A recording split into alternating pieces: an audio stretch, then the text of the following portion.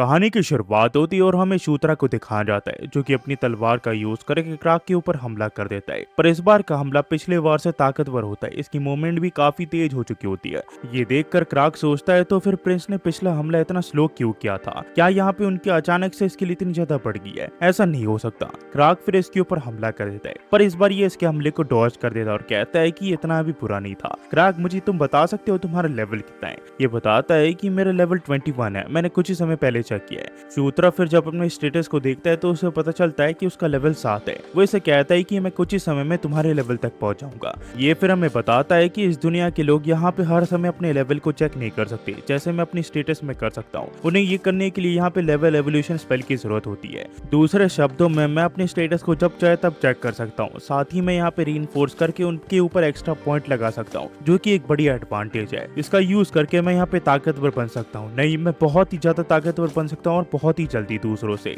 Demon arc of night saga, जो कि follow करती है ज़ेफायर की स्टोरी, जिसने अपने सभी सिबलिंग को सरपास करके यहाँ पे डीमन किंग बना। यहाँ पे इसके काफी सारे एपिसोड आए जब तक ये कहानी खत्म नहीं होगी, पर सबसे ज्यादा इंपॉर्टेंट एपिसोड था वो जहाँ ज़ेफायर ने यहाँ पे अपने सभी सिबलिंग को सरपास कर दिया और डीमन किंग बना। ये इवेंट करीब 517 के करीब हुआ था, जब ज़ेफायर ने यहाँ पे अपने सभी सिबलिंग को मार दिया अपने गोल को अचीव करने के लिए। मतलब यहाँ पे सभी, इसमें मैं भी यहाँ पे मारा जाऊंगा। अभी 512 चल रहा है, मतलब अभी मेरे पास करीब 5 साल का समय है। तो मुझे यहाँ पे इस चीज को रोकना है, तो मेरे पास एक ही रास्ता है, वो है ज़ेफायर से ताकतवर बनना। उतने में यहाँ पे कार्क आ जाता है और इसे कहता है कि प्रिंस, आखिरकार आप यहाँ पे क्या कर रहे हो? सभी लोग आप ही को ढूंढ रहे हैं। ये कहता है कि क्या कुछ हुआ है क्या? क्राक इसे बताता है कि क्या आप भूल गए कि आज हमारी मीटिंग थी, जल्दी करिए, सभी लोग आपका वेट कर रहे हैं। ये फिर अपने टेंट के यहाँ पे आ जाता है, जहाँ पे ये मिलता है 7th प्रिंस क्रिस मूनलाइट और 8th प्रिंसेस कैटलिन मूनलाइट से, जो कि इसकी सिबलिंग्स है। ये इनसे काफी अच्छे से बात कर रहा होता है। तभी क्रिस से बोलता है कि आखिरकार तुम इतनी पोलाइटली क्यों बात कर रहे हो? हम यहाँ पे सिबलिंग्स है, तुम्हें यहाँ पे कंफर्टेबल होकर बात करना चाहिए। तो यहाँ पे कैटलिन बोलती है कि हम फिर भी यहाँ पे पहली बार मिल रहे हैं, इसलिए वो हमसे ऐसे बात कर रहा है। तो क्रिस कहता है कि ये फॉर्मेलिटी साइड रखो, तुम मुझे मेरे नाम से ही बुलाओ। शूद्रा कहता है कि हाँ बिल्कुल। ये फिर हमें बताता है कि ये दोनों बच्चे हैं एलियन मूनलाइट के, जो कि 4th क्वीन है और क्वीन है लाइकेनथ्रोप्स की। पर हाँ, ये दोनों काफी ज्यादा दिक्कत लाते गेम के जब आप मेन कैरेक्टर होते हो। पर वैसा करके 1 साल पहले ये दोनों यहाँ पे ज़ेफायर और डीमन किंग के बाकी बच्चों के हाथों मारे जाते हैं। उसके पीछे का रीजन कैटलिन के बर्थ में छुपा हुआ है। उसे यहाँ पे गेम में बास्टर्ड की बेटी कहा गया है। कैटलिन फिर से कहती है कि आखिरकार तुमने उस प्लान को फॉलो क्यों नहीं किया जैसा हमने डिसाइड किया था? तुम्हें बस वहाँ पे पेट्रोलिंग के लिए जाना था। ये सब बताता है कि मैंने वैसे ही किया था, पर मुझे लगा नहीं था कि वो लोग उस रास्ते आ जाएंगे। तो ये कहती कि 2 मिनट रुको, मुझे देखने दो, कहीं तुम्हें चोट तो नहीं लगी? तुम हम सबसे ज्यादा वीकेस्ट हो, तो तुम्हें ज्यादा केयरफुल रहना चाहिए। ये चीज के लिए इसे माफी मांगता है और सोचता है कि आखिरकार डीमन किंग के बच्चे एक दूसरे से इतने ज्यादा क्लोज कब हो गए।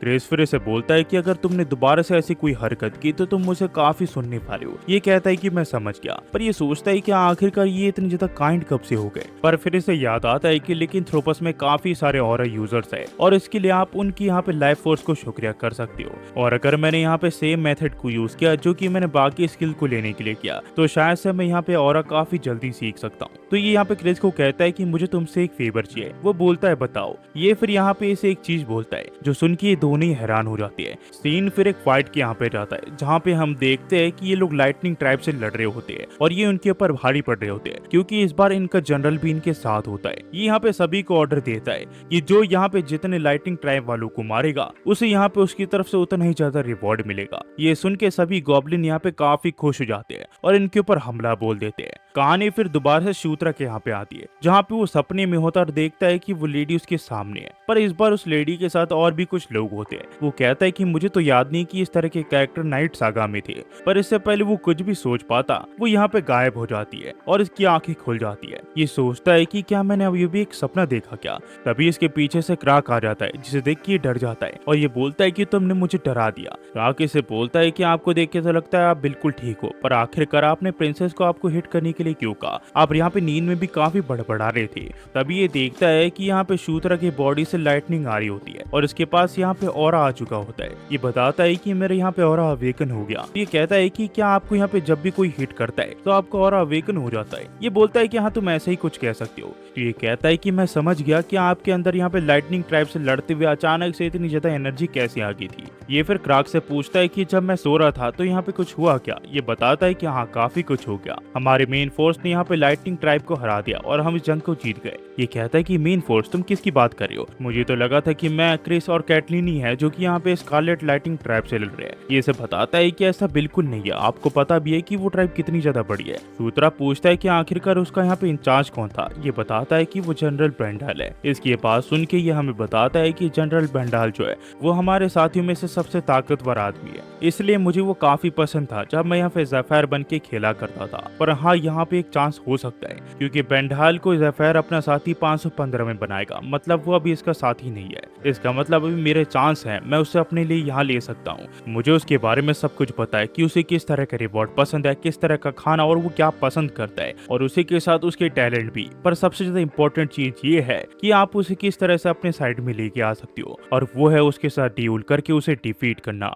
मेरे हिसाब से उसके बारे में इतना कुछ जानना काफी है और ये मेरी मदद करेगा उसे मेरा यहाँ पे साथी बनाने में। मैं ज़फैर से पहले उसे अपना साथी बना लूंगा। तो बेंडाल, तुम यहाँ पे मेरे पहले साथी बनने वाले हो, तो रेडी हो जाओ।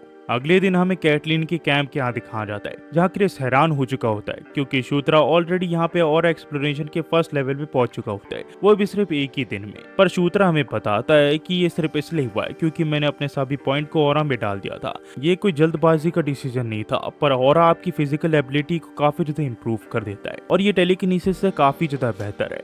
क्रिस इसे यहाँ पे देखकर हैरानी से बोलता है कि ये इम्पॉसिबल है, क्या ये सिर्फ इसलिए हुआ है क्योंकि तुम गंधर्वा हो? पर ये सब छोड़ो शूत्रा, क्या तुम मेरे लिए अंडरग्राउंड मैप बना सकते हो क्या?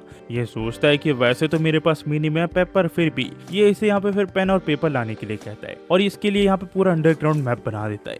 ये चीज देख के क्रिस कहता है कि मेरे मैप से काफी ज्यादा डिटेल है शूत्रा, तुम सचमुच एक जीनियस हो। ये कहता है ऐसी कोई बात नहीं है। कैटलिन फिर उसे बताती है कि जितने भी स्कारलेट लाइटनिंग ट्राइब वाले लोग यहाँ आए थे वो सब मारे जा चुके हैं और उन लोगों को पता नहीं है कि हमें अंडरग्राउंड टनल्स के बारे में पता है। क्रिस बोलता है कि हाँ, इसका यूज करके हम उन्हें काफी आसानी से हरा सकते हैं। पर शूत्रा, मेरे पास एक काम है जो कि मैं चाहता हूँ कि तुम मेरे लिए करो। और ये दोबारा से अपनी गॉब्लिन की गैंग को लेके पेट्रोलिंग पे निकल जाता है। तो क्राक इससे पूछता है हम दोबारा से पेट्रोलिंग कर रहे हैं? ये कहता है कि हाँ, मैं अपने बहन भाइयों में से सबसे वीकेस्ट हूँ तो मुझे ये करना पड़ेगा। ये कहता है कि चलो कम से कम हमारे पास इस बार रिइंफोर्समेंट तो है। शूत्रा बोलता है कि हाँ, ये सब हमने यहाँ पे क्रेडिट करके कमाया है तो हमें कोई दिक्कत नहीं होने वाली। पर जब ये थोड़े आगे जाते हैं तो यहाँ पे कैटलिन और एक और साथी उसका इंतजार कर रही होती है। ये पूछता है कि सिस्टर, आखिरकार तुमने इस तरह का क्लोक क्यों पहन रखा है? तो ये इसे उंगली दिखा के चुप कर आती है और कहती है कि हमें नहीं पता कि इस मिशन में तुम्हारे साथ क्या हो जाए, इसी वजह से सीक्रेटली मैं भी तुम्हारे साथ जा रही हूँ। अगर यहाँ पे कुछ भी खतरा आता है तो मैं तुम्हारी मदद करूंगी, पर हाँ, ये अचीवमेंट तुम्हारे ही रहेगा। शूत्रा मनी मन में सोच रहा होता है कि आखिरकार इसे क्या हो गया, क्या इसे मेरे ऊपर भरोसा नहीं है? क्या ये कल पैदा हुई है? किसी मेरे बारे में पता नहीं है?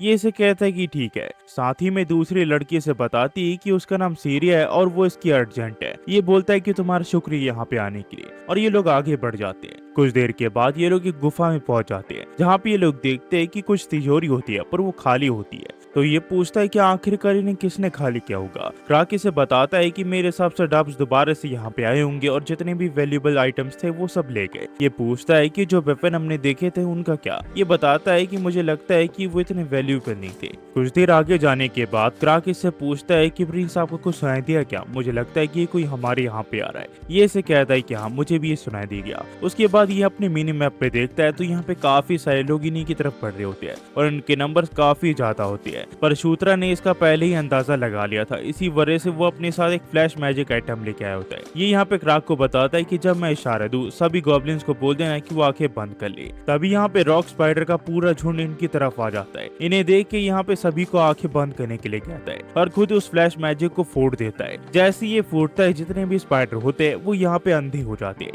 क्योंकि उन्हें यहाँ पे रोशनी की आदत नहीं होती। जैसे ही वो यहाँ पे अंधे होते हैं, शूत्रा सभी को ऑर्डर देता है कि इन स्पाइडर के ऊपर हमला कर दो और ये गॉब्लिन्स ऐसे ही करते हैं। ये एक एक करके यहाँ पे सभी स्पाइडर के ऊपर हमला करने लग जाते हैं। पर शूत्रा देखता है कि इसके बीचों बीच में यहाँ पे एक बड़ा सा डॉट है जो कि यहाँ पे इनका लीडर हो सकता है। तो ये क्राक को बोलता है कि मुझे फॉलो करो, हम इनके बॉस को यहाँ पे मारने वाले हैं। और ये दोनों मिलके यहाँ पे स्पाइडर के पास आ जाते हैं। पर ये काफी बड़ा और काफी खतरनाक स्पाइडर होता है। पर क्राक यहाँ पे बिना हेजिटेशन के इसके ऊपर हमला कर देता है। पर इस हमले से स्पाइडर को कुछ भी नहीं होता, उसका शेल काफी ज्यादा टफ होता है। ये देख के शूत्रा कहता है कि मुझे मुझे लगा ही था कि उसका शेल इतना ताकतवर होगा। इसका मतलब मेरा जो एक्स है वो इसके शेल को तोड़ नहीं सकता। इसकी वीकनेस फायर है, पर यहाँ पे मैं फायर मैजिक नहीं कर सकता। उतने में ये देखते हैं कि वो स्पाइडर यहाँ पे क्राक की तरफ बढ़ने लग जाता है। ये देख के क्राक को बोलता है कि उसकी वीकनेस फायर है, प्लीज उसके ऊपर यहाँ पे फायर मैजिक यूज करो। क्राक बोलता है कि आखिरकार मैं अचानक से यहाँ पे फायर कहाँ ढूंढ के लाऊं। ये देख के यहाँ पे शूद्रा की सिस्टर कैटलिन बोलती है कि अपनी तलवार को ऊपर करो।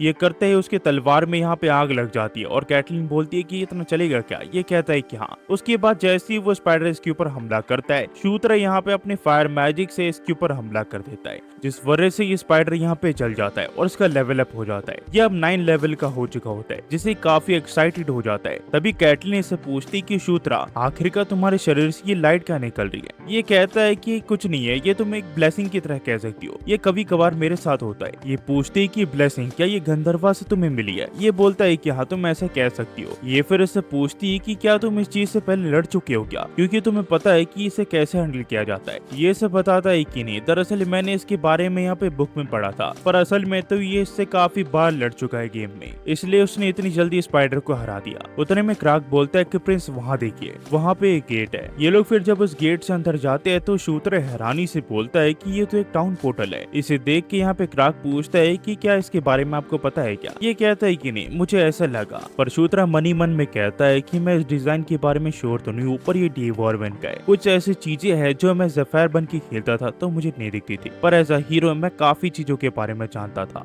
जैसे कि अगर इसके अंदर मैं यहाँ पे मैजिक इन्फ्यूज करूँ तो शायद ये एक्टिव हो जाए। उसके बाद ये कैटलिन को बोलता है कि इसे मुझे लगता है ये एक पोर्टल है। यह हैरानी से बोलती है कि एक पोर्टल, तो यहाँ पे सीरा इसे बताती है कि हाँ इसकी डिजाइन से मुझे भी ऐसा लगता है कि प्रिंस करेक्ट है। ये पूछती है कि आखिरकार ये कहाँ ले जाता है। सीरा इसे बताती है कि इसके आसपास इंस्क्रिप्शन होना चाहिए जो कि हमें बताएगा कि हमें कहाँ ले जा सकता है। तभी क्राक बोलता है कि प्रिंस यहाँ पे देखिए, यहाँ पे एक पिक्चर है और यहाँ पे कुछ लिखा हुआ है, पर ये डीमन लैंग्वेज में नहीं होता, तो इनमें से किसी को भी कुछ समझ नहीं आता। ये डेवॉर्वन लैंग्वेज भी होता है। तो क्राक पूछता है कि प्रिंसेस क्या आपको इसे पढ़ना आता है क्या। वो उसे बताती है कि आखिरकार मुझे डेवॉर्वन स्क्रिप्ट पढ़ना क्यों आएगा, मुझे कुछ समझ नहीं आ रहा। तो ये लोग सीरिया से पूछती है, पर सीरिया भी मना कर देती है। उतने में यहाँ पे जो शूद्रा होता है वो खुद ब खुद यहाँ पे इसे पढ़ने लग जाता है और इसे बताता है कि ये पोर्टल नंबर 3 से कनेक्ट होता है। पर ये चीज देख के ये भी हैरान हो जाता है कि आखिरकार इसने ये स्क्रिप्ट कैसे पढ़ी। फिर इसे पता चलता है कि इसने यहाँ पे डेवॉर्वन स्क्रिप्ट पढ़ने की यहाँ पे स्किल को पा लिया है। क्राक फिर इसे पूछता है कि प्रिंस क्या आप इसे पढ़ पा रहे हो। ये इसे बताता है कि हाँ मैं इसे रीड कर सकता हूँ।